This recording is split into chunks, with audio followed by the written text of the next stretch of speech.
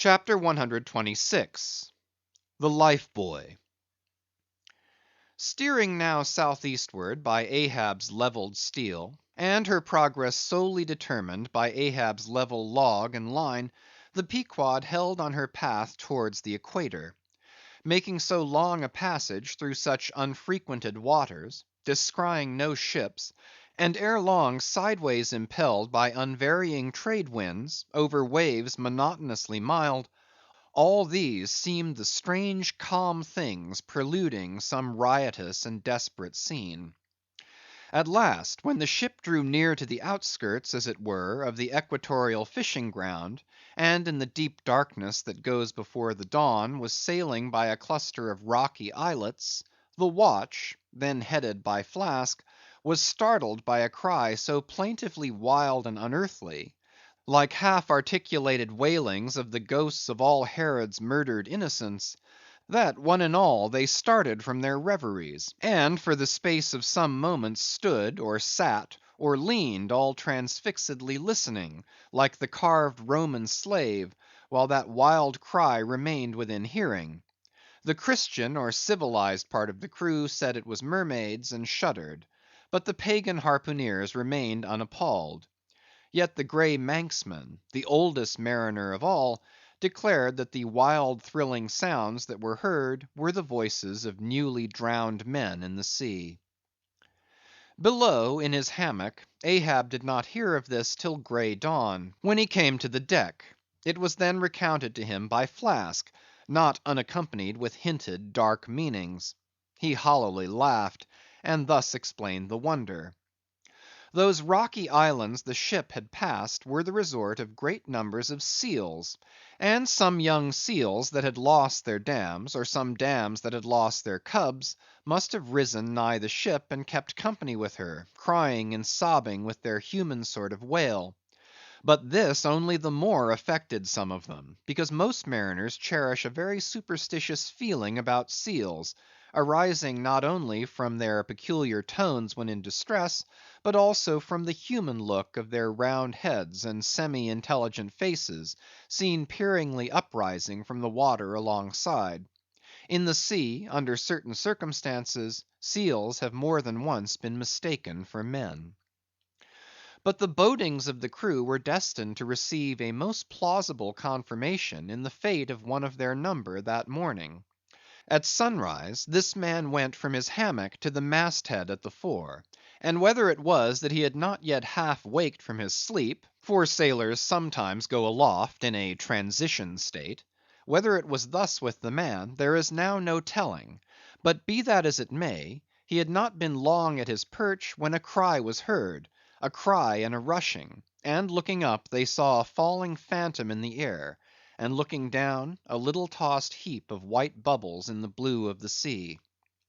The life buoy, a long slender cask, was dropped from the stern, where it always hung obedient to a cunning spring; but no hand rose to seize it, and the sun having long beat upon this cask, it had shrunken, so that it slowly filled, and that parched wood also filled at its every pore, and the studded iron-bound cask followed the sailor to the bottom, as if to yield him his pillow, though in sooth but a hard one. And thus the first man of the Pequod that mounted the mast to look out for the white whale, on the white whale's own peculiar ground, that man was swallowed up in the deep. But few perhaps thought of that at the time. Indeed, in some sort they were not grieved at this event, at least as a portent, for they regarded it not as a foreshadowing of evil in the future, but as the fulfillment of an evil already presaged. They declared that now they knew the reason of those wild shrieks they had heard the night before. But again the old Manxman said nay. The lost life buoy was now to be replaced. Starbuck was directed to see to it. But as no cask of sufficient lightness could be found, and as in the feverish eagerness of what seemed the approaching crisis of the voyage, all hands were impatient of any toil but what was directly connected with its final end, whatever that might prove to be, therefore they were going to leave the ship's stern unprovided with a buoy, when by certain strange signs and innuendoes, Queequeg hinted a hint concerning his coffin. "A life buoy of a coffin!" cried Starbuck, starting. "Rather queer, that, I should say," said Stubb. "It will make a good enough one," said Flask. "The carpenter here can arrange it easily." "Bring it up; there's nothing else for it," said Starbuck, after a melancholy pause. "Rig it, carpenter. Do not look at me so; the coffin, I mean. Dost thou hear me? Rig it." "And shall I nail down the lid, sir?" moving his hand as with a hammer. "Aye." "And shall I caulk the seams, sir?" moving his hand as with a caulking iron. "Aye." "And shall I then pay over the same with pitch, sir?" moving his hand as with a pitch pot. "Away! What possesses thee to this? Make a life buoy of the coffin, and no more. Mr. Stubb, Mr. Flask, come forward with me." Off he goes in a huff. The whole he can endure; at the parts he balks. Now I don't like this. I make a leg for Captain Ahab, and he wears it like a gentleman. But I make a bandbox for Queequeg, and he won't put his head into it. Are all my pains to go for nothing with that coffin? And now I'm ordered to make a life buoy of it. It's like turning an old coat; going to bring the flesh on the other side now. I don't like this cobbling sort of business. I don't like it at all. It's undignified. It's not my place. Let tinkers' brats do tinkerings. We are their betters. I like to take in hand none but clean, virgin, fair and square, mathematical jobs; something that regularly begins at the beginning, and is at the middle when midway, and comes to an end at the conclusion; not a cobbler's job that's at an end in the middle, and at the beginning at the end. It's the old woman's tricks to be giving cobbling jobs. Lord! what an affection all women have for tinkers. I know an old woman of 65 who ran away with a bald‐headed young tinker once; and that's the reason I never would work for lonely widow old women ashore, when I kept my job shop in the Vineyards. They might have taken it into their lonely old heads to run off with me. But heigh ho! there are no caps at sea but snow caps. Let me see.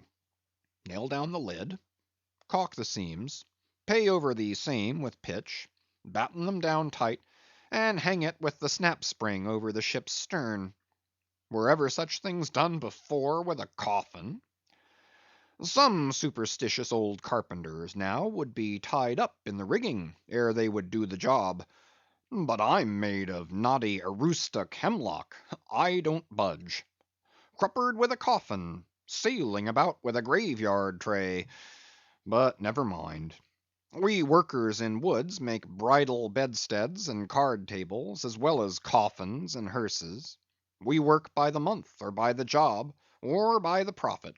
Not for us to ask the why and wherefore of our work, unless it be too confounded cobbling; then we stash it if we can. Hem! I'll do the job now, tenderly. I'll have let's see, how many in the ship's company, all told? But I've forgotten. Anyway, I'll have 30 separate Turk's headed life lines, each 3 feet long, hanging all round the coffin. Then, if the hull go down, there'll be 30 lively fellows all fighting for one coffin; a sight not seen very often beneath the sun. Come hammer, caulking iron, pitch pot, and marling spike; let's to it.